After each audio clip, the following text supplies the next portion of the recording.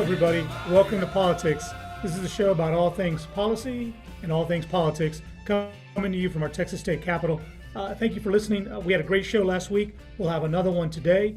We're looking forward to having Dr. Juan Gutiérrez, who chairs the math department at UTSA. Dr. Gutiérrez has been spot on in his COVID modeling for San Antonio and for the state, and he has something to say when it comes to a premature recall of a mask mandate. We're also going to hear from Sheriff Javier Salazar, who's our Bexar County Sheriff. He's going to be the person now in the hot seat when retailers have to call the authorities because folks refuse to wear masks when there's a policy to wear one. And then we're also going to have a segment where I'm going to introduce you to one of my colleagues. This time it's going to be State Representative Jasmine Crockett from the big city of Dallas. And so it's going to be a great show. We're off to a good start. You can now follow us on Spotify. So I'm pretty excited to tell you that my 10-year-old Camila is our very first follower to Politex podcast on Spotify. So please join her and become a follower as well. I want to thank everybody for reaching out. We've heard from people who have policy ideas. We've heard from a few journalists asking some tough questions about things happening at the Capitol, and more importantly, things that aren't happening when it comes to policy reforms. And I even got some technical support from a good buddy of mine who was teaching me some things about hotspots and lighting and so forth. So I really appreciate that. We're a low-tech operation, but we're having a good time. And more importantly, I want to make sure you're getting the real talk, the straight talk, no filter. We're going to talk policy. We're going to talk about politics. This is Politex.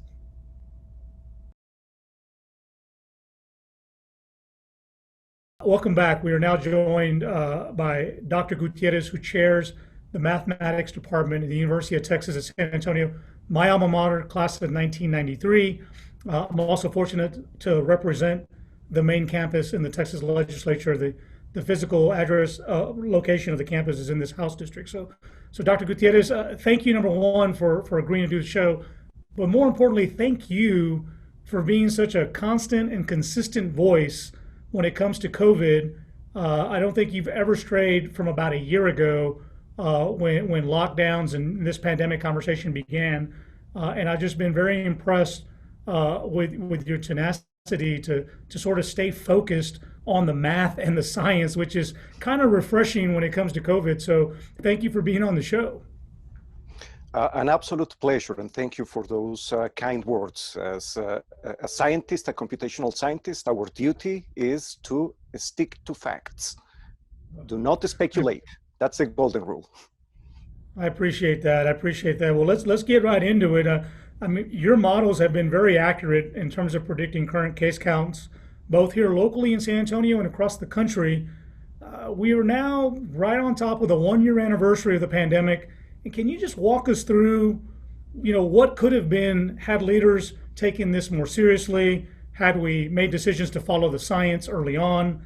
Give us your perspective and your overview. This is an unprecedented situation. In the last 100 years, we had nothing like it. And actually, this is the first time in human history in which we are so interconnected and an infectious disease can propagate exceedingly fast. This speed of propagation we had never seen. We didn't believe it was possible, and we were surprised by that. There were serious indications of the gravity of this disease in the beginning, very early. And there were political decisions that were just against the facts. This happened 1 year ago. You might remember the former guy in the White House indicating that this disease would just go away, disappear, dissipate. By first it was April, then it was June, then it was just a flu, and we kept piling cases and deaths, which is a tragedy. In this moment, we have over 500,000 deaths in the US. 1 year ago, there was a lot of skepticism about a high death toll. From the early days, we made an estimate for the US. Exactly 1 year ago, it was published. We published the worst case scenario and the best case scenario. And right now, we're right in the middle of those two estimates. That's where the US is. We're not the possible worst, but we're far from the best. And the best has happened in other parts of the world with a decisive political action.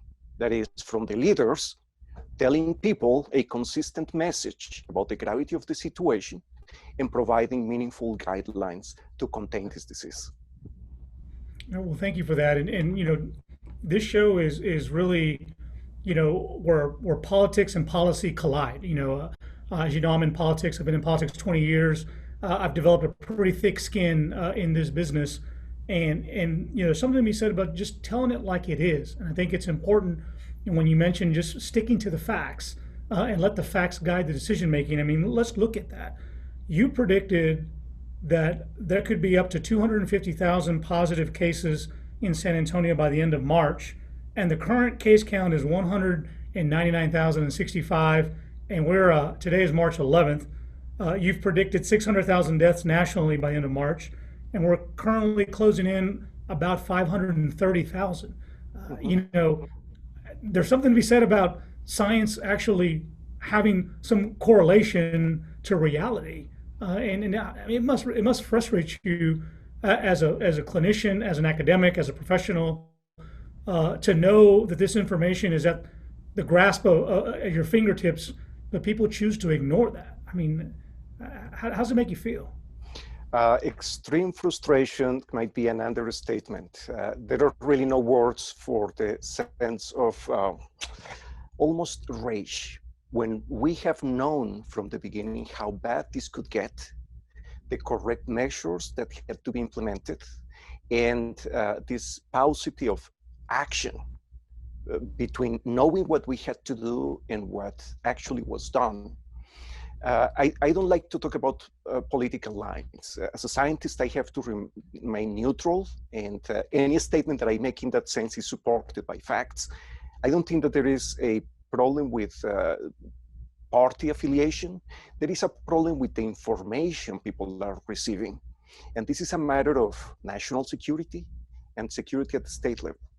We have certain information venues that are distorting reality, but people in certain communities are receiving that version of reality and nothing else. So you cannot blame certain people in Texas and around the nation for holding those beliefs that are just factually wrong, because this is the information that they have received from sources they trust. So we have a profound problem in our society, and it has a very large potential to break our nation and our state. And that's something that what I have called and what others have called is the second pandemic that started earlier. And that's the pandemic of disinformation. And please note that I'm not saying misinformation. Misinformation could be, well, you got the wrong facts and you're reporting on the wrong facts. Disinformation is the intentional dispersal, propagation of falsehoods. And we are measuring in human deaths the consequence of that. Had we started earlier in the pandemic, telling everybody this is real, you have to mask, furthermore, you have to double mask, we would be in a very different place. Remember, the US has one of the worst death rates in the world, and we have an excellent healthcare system. How do you put those two together? They just don't add up. Something was not done right. In the state of Texas, for example, we have the recent order from the governor to remove masks. I mean, the statewide mandate to mask app that was issued last June or July, that was a great policy. And the removal in the absence of evidence, furthermore, at the time when the number of infectious variants are increasing, it's just a bad idea. It's just playing with fire. So very frustrating. We have the facts, we have the science backing up the decisions that could be made, but in many cases, those decisions just don't percolate through the policy-making process. Right. And let's put you in the room for a minute. Taking the politics out of it, sticking to the science, sticking to the data. Had you been in the room and the governor were to ask you, Dr. Gutierrez, I'm thinking about lifting the statewide mask mandate, what would your advice to the governor, what would it have been? It would have been, don't do it. This is the worst possible time to do it. And the reason is the worst possible time is that the highly contagious variants from South Africa and the UK have been detected in Texas. The South African variant was detected in Houston 3 or 4 weeks ago.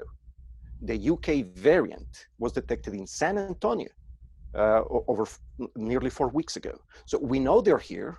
We know that they have the potential to wreak havoc. Don't lift the mask mandate. It's necessary more than ever. And it could be that nothing happens, but we cannot guarantee it. We are at the mercy of random events. The likelihood that we have a large problem is still large. Just for your information, today, cases are rising in Europe again. After they had gone through lockdowns, after they have done everything right, after all the vaccination efforts, they're rising because of these new variants. So this could happen in the state of Texas. If it doesn't happen, it would be an act of God. I mean, just at the mercy of a random event. But the decision, if it turns out to be the right one, would have not been made for the right reasons. We are essentially playing with fire, and we get burnt. We could get burnt.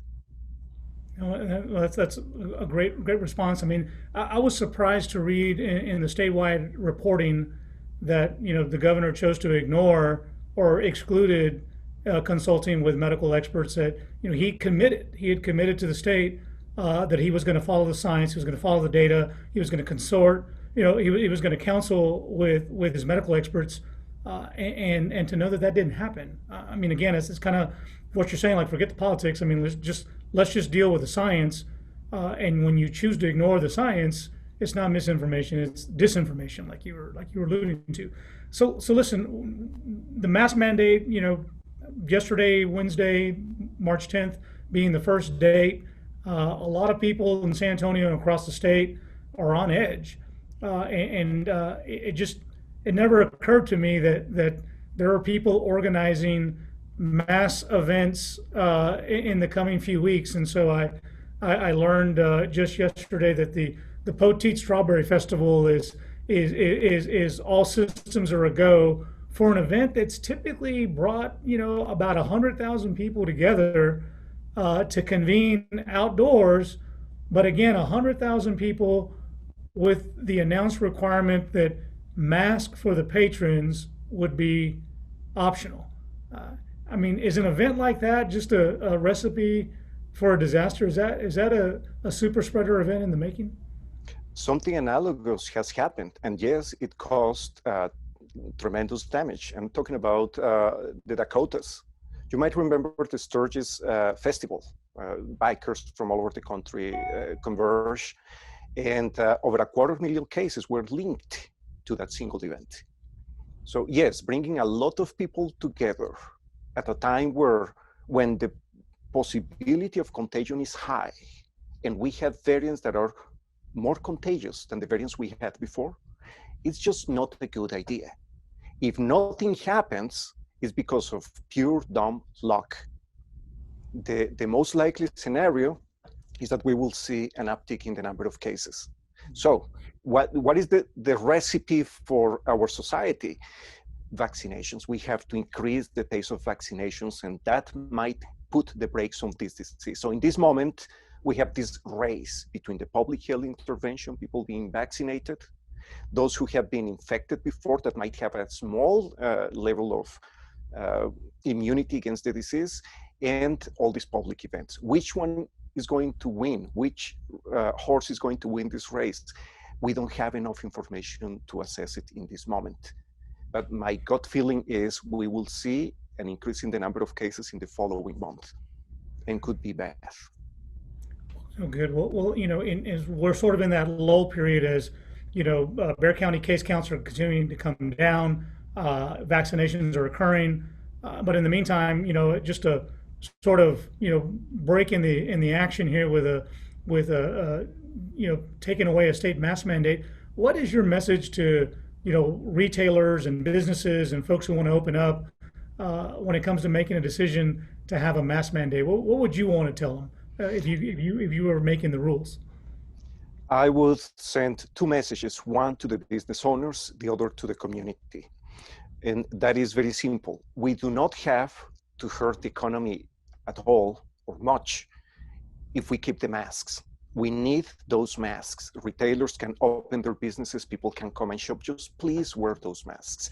That's for both business owners and the community. To the community specifically, in this moment is nearly a civic duty to have takeout from restaurants. Just order the food. Keep the economy of those small businesses going. Help our own people. Go and eat out, but by out I mean take out, and go and eat it at home or go and eat it in an open space.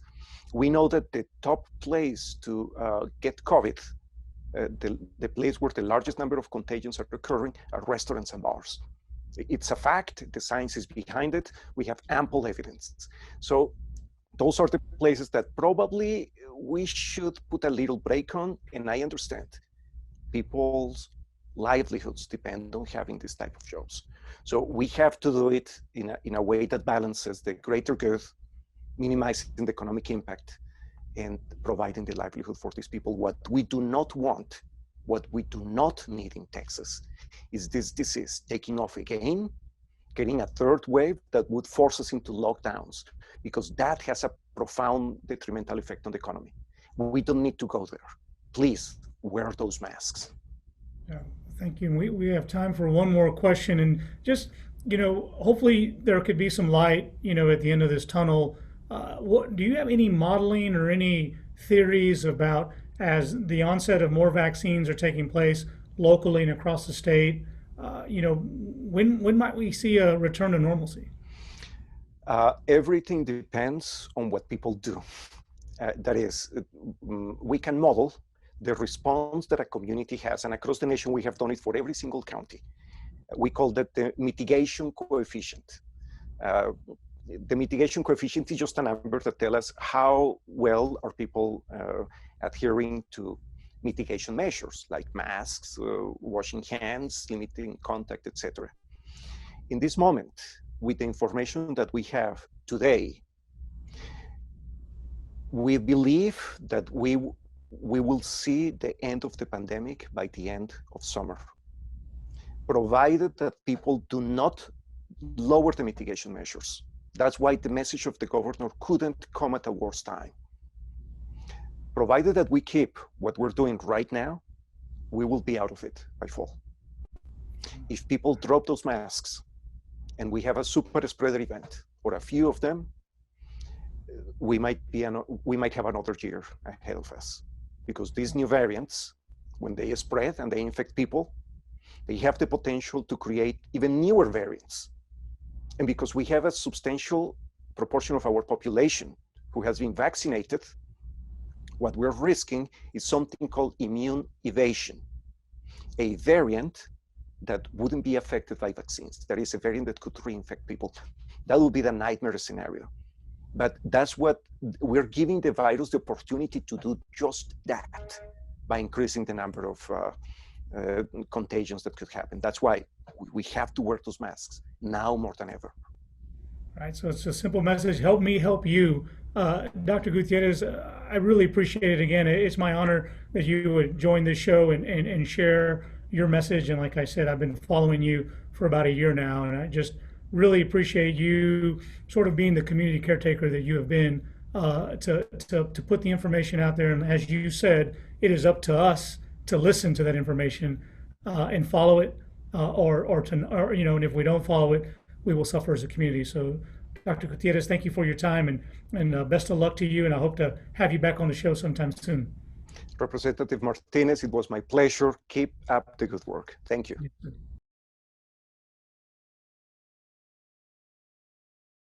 Okay, welcome back, everybody. We are now joined by one of the most popular sheriffs in the state of Texas, and I'm not kidding. This is Sheriff Javier Salazar. And Sheriff, you probably don't even know this.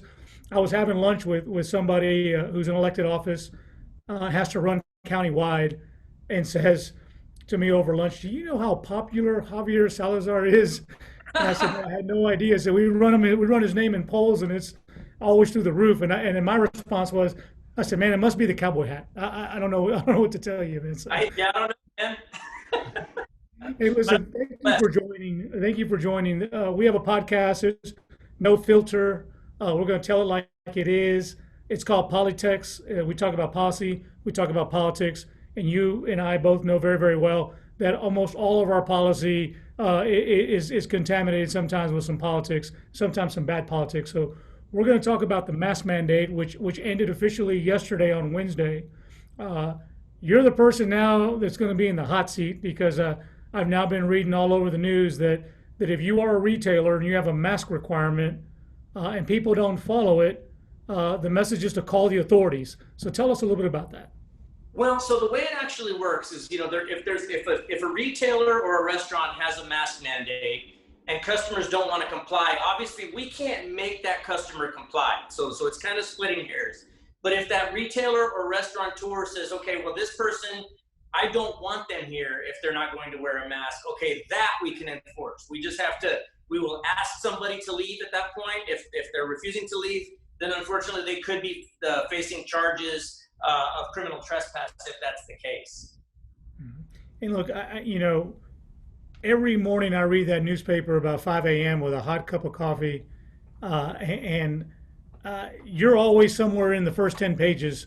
And so you're busy enough. I mean, the last thing we need to be doing at this time is to give you more work. I mean, does this mask mandate, does this bother you? Does this, bring you an additional headache that you didn't want?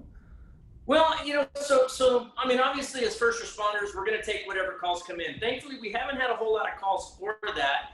But what I'm more concerned with is I think that this move, and make no mistake about it, this was purely a political move to relax that mask mandate. Unfortunately, it's endangering lives. People are going to lose their lives because of this political stunt. Mm-hmm. And I'll tell you what, I mean, and that's something I know you take seriously. Last week we did a show about, the failures of our energy grid. And I didn't mention it then, but I did observe that you had, you're investigating some cases of people who lost their lives in that storm because, you never know. There could have been somebody who is criminally liable or culpable for that person losing their life. And I know you take your job very seriously. Absolutely. Look, I mean, it's an unfortunate eventuality that we're going to lose people due to natural causes, heart attacks, diabetes, you name it. We're going to have people die. However, I do take exception to it when some of those deaths could be prevented, and people that are charged with maintaining our energy grid could be at least partially to blame for some of those deaths. Absolutely, I'm taking that seriously, and I'm looking into it for sure. Okay, well, thank you for doing that, and thank you also. I understand as a department you have issued a policy saying your deputies and jailers are going to wear masks whether they're on or off duty. How's that being received at the department? Well, I mean, I'm sure there are folks that don't like it, but however, bear in mind, this is nothing new. We've always had a say-so in how our deputies conduct themselves on duty and off duty. And so while I wish it were true that we could just all relax and be safe, the fact is that this is a very real pandemic. I've actually lost two deputies to this horrible illness. One contracted it on duty as far as we can tell, and one contracted it off duty as far as we can tell. The off-duty one was just a few weeks ago. And so clearly it's still a very dangerous disease, and I don't want to take any chances. And if you could leave, folks in this community, and we have a San Antonio audience, we have a statewide audience, if you can leave folks with one message about this pandemic, now that we have a relaxed mask mandate, what would it be? I would say just really, really consider continuing to wear the face covering. Although, yes, it's not the most pleasant thing in the world in all circumstances, I can tell you it does save lives. We're doing our best as first responders to protect and serve our community, but we're just asking everybody else to be patient with it and continue to wear that mask when you're out in public. Well, Sheriff, we really appreciate it. You have the toughest job. You have to manage the men and women who put the uniform on to make us safe. And so, if that job wasn't hard enough, you're doing it in the middle of a pandemic. and you had your deputies out there in the middle of, a polar vortex, protecting people. So thank you for all the work that you do. This is a platform for you if you ever want to come talk about things that are going on as you see them from your vantage point. But thank you for taking time to be on this pod, and it was an honor to have you on the show. Thank you so much for having me. I appreciate it, sir. Thank you for listening. If you have a suggestion for the show or an idea for a potential episode, I value your feedback. Email your suggestions to contact@TreyMartinezFischer.com. As always, thank you for listening to Politics. We're here with State Representative Jasmine Crockett from the Big D from Dallas, Texas. Jasmine, how are you? I am doing excellent, actually. Yeah, how's you've been down the legislature now, maybe going on 2 months? No, not even quite 2 months. Let's say a month in 2 days. How do you like it? So I love the ledge. I honestly never thought that I would love this job like I do, but I've never been so frustrated in my life as well. So it's kind of like a mix of the best and the worst all at the same time. Yeah. Walking in, and I thought my biggest challenge would be the pandemic. And then we ended up piling on the winter storm on top of that. So it's been tough, but it's definitely rewarding. Well, look, the word about you is that you're a doer. You get things done. So that frustration is probably based on the fact that you've been ready to get to work. So look, tell us a little bit first for all the viewers and listeners. Tell us where you're from and why did you decide to run? Yeah, so I actually originally hail from St. Louis, Missouri. For all the Cardinals fans, that's where I grew up. And then obviously, as you mentioned, my district is actually Dallas. So I moved from St. Louis to Memphis to Houston to Texarkana to Dallas. That's all the cities that I've lived in for now. We'll see what happens in the future. But I am a criminal defense attorney and a civil rights lawyer. And so for me, it was just the level of frustration, right?